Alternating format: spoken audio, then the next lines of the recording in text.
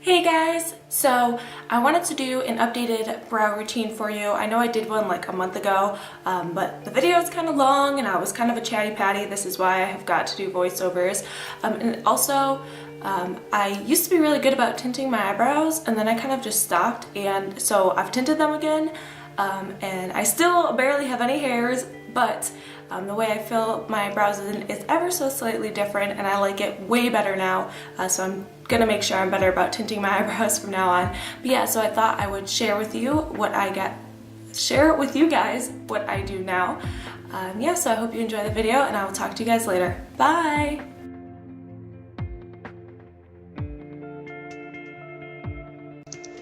So the first thing I'm going to do is brush my hairs into place. The very front I pull up, then I push them down and then kind of outwards at the tail.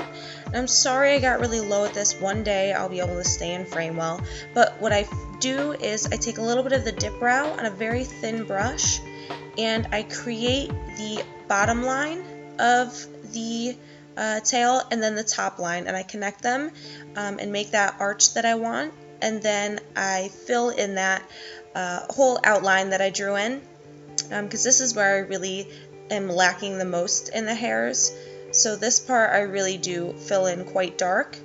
And then as there's very little left on my brush, I create the line on the top and on the bottom, and I don't bring the top one all the way in. The bottom one I do. And then I flick it upwards. And then I take a spoolie and then another spoolie, and I just drag that color forward.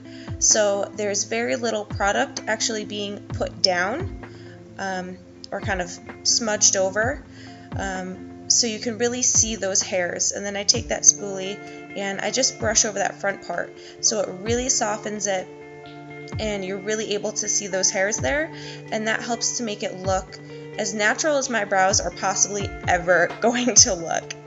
So I just keep blending that out and blending it over until I'm happy with it. And then I just, with no additional product, just define the top of the brow because I don't want it to look fluffy and weird.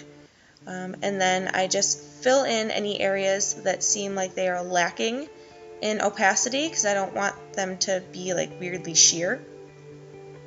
And then again, I just define that lower edge with no additional product.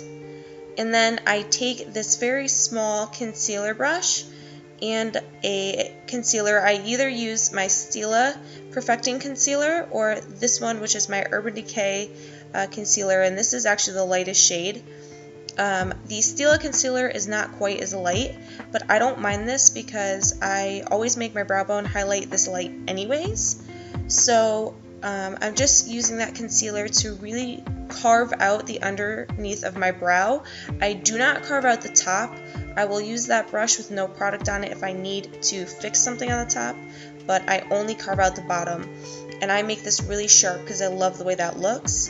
Then I take a clear brow gel and I really stand those hairs in the front upwards, kind of pull down on the mid part of the brow because that's the way my hairs grow. And that's the way it kind of makes the brow look the most filled in. And then I run it through the tail. And then I'm going on applying a little bit more because this really is not the best clear brow gel. I wish I had the Anastasia one because that one's amazing.